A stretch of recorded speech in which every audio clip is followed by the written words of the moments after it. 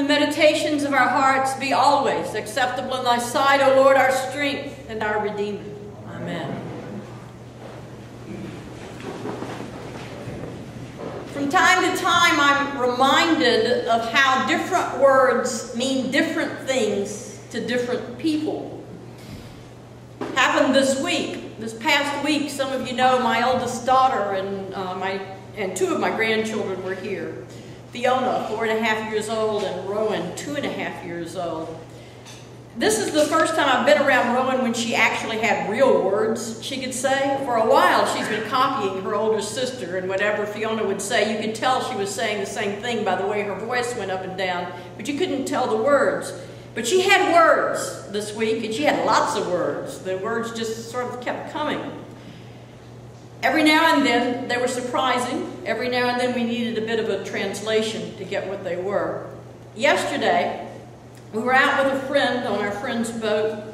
We had stopped in the lake, and the kids were sitting on the back of the boat, dangling their feet in the water, just having a great time. And my friend and I were both sort of back there just kind of watching them and holding on to the 2.5-year-old, so she didn't decide to really go for a swim. And we asked her, was she having a good time? And she said what sounded like, "It rocks." Well, my friend and I looked at each other and said, "Did she really say it rocks?" So we asked her again. She said, "It rocks." I said, "I think she really did say it rocks." So we asked her one more time, and she said, "It rocks, it rocks, it rocks." And we realized the boat was rocking. That's what she was saying. She wasn't saying it rocks like the phrase that we like to say when we like something. She was saying that the boat is rocking. Sometimes it is all in the translation.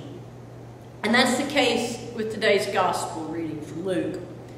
We're accustomed to hearing translations of this parable, a parable that's often called as the rich but foolish farmer. We're used to hearing it culminate in these words, "You fool, this very night your life is being demanded of you." And as such, the parable has a very important message for us. A reminder that we can't take it with us.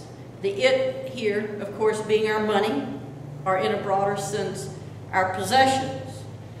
This is an important message because it is, of course, true. No matter how much security we try to gain in this world, or status, or control, no matter how much we store up of whatever, for whatever reason, when we do so at the expense of the things that are truly important in this life, we are indeed fools. Because in the end, the one with the most stuff really doesn't win. However, although this is a good message for us all, the literal translation of the Greek is not exactly the same as what most translations read. Because instead of saying, "This very night your life is being demanded of you," a more literal translation is, "They have demanded your life." The "they" referring to the excess of what the farmer thought he needed. His possessions, or whatever we consider to be our possessions. And according to that more literal translation, what we hear is, "You fool, your possessions have demanded your life." It's all in the translation.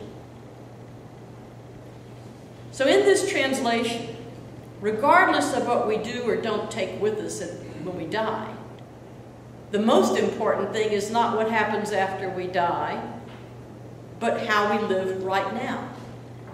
Because in this translation, and in this parable with that translation, the problem presented is not what happens to us after we die, but is a problem of how much our possessions demand of us in this life.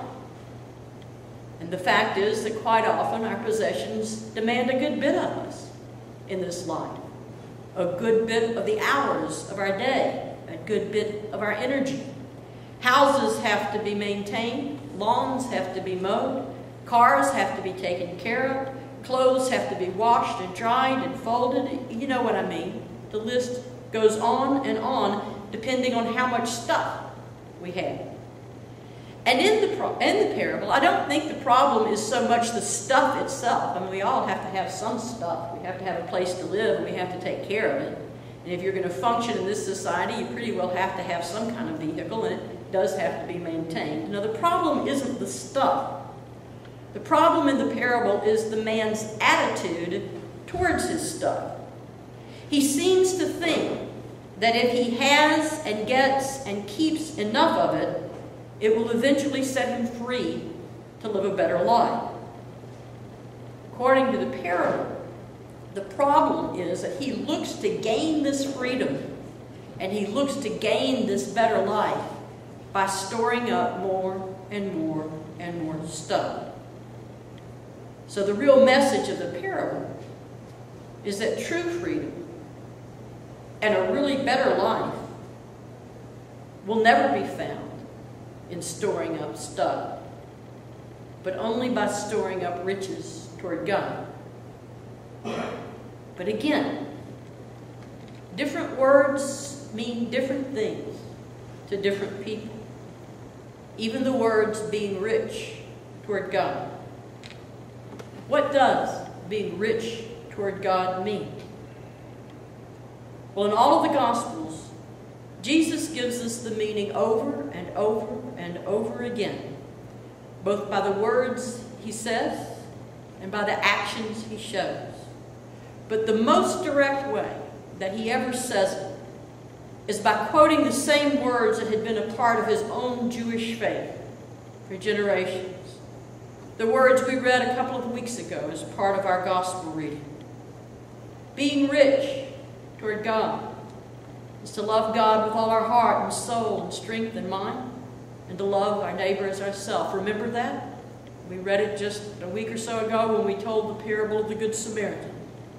To be rich toward God is to do this, to pay attention to those relationships, to love this way, with as much time and energy as it usually takes us to store up and take care of all of our stuff. To take that time and energy, and instead of always spending it on getting more and taking care of more and protecting more, to spend some time of that energy on our own souls and spirits, our own relationship with God.